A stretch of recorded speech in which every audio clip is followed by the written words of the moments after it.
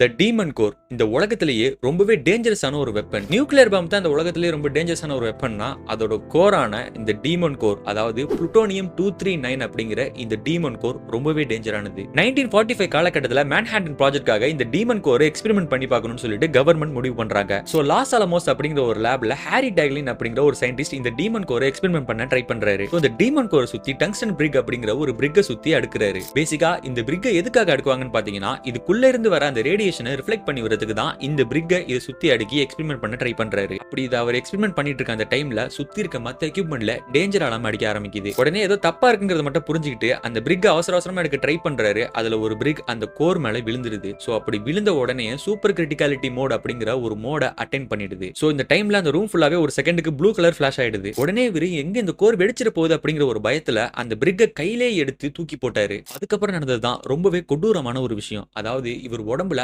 500 ஆரியம் வரைக்கும் ரேடியேஷன் வந்து ஃபுல்லாவே போயிருக்கு. சராசரியா ஹியூமன் பாடியில 300 ஆரியம் பட்டாலே அவங்க காலி. சோ 500 ஆரியம் பட்டா சொல்லவா வேணும். கடைசியில நியூஸ் ஆர்டிகல்ல அவரோட கையை மட்டும் தான் காட்டி நியூஸே போட்டிருப்பாங்க. சோ இதுக்கப்புறமும் இது முடியல.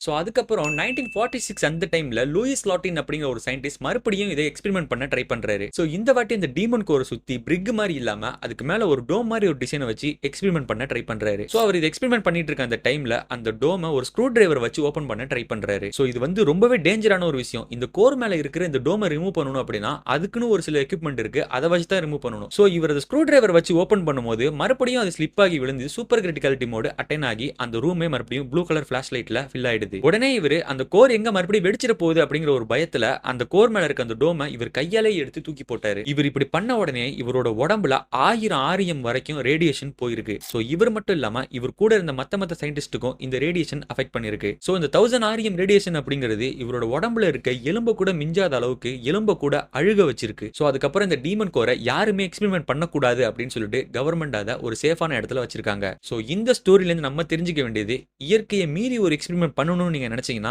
அது உங்களை எக்ஸ்பெரிமெண்ட் பண்ணிடுங்கிறத மட்டும் மறந்துடாதீங்க.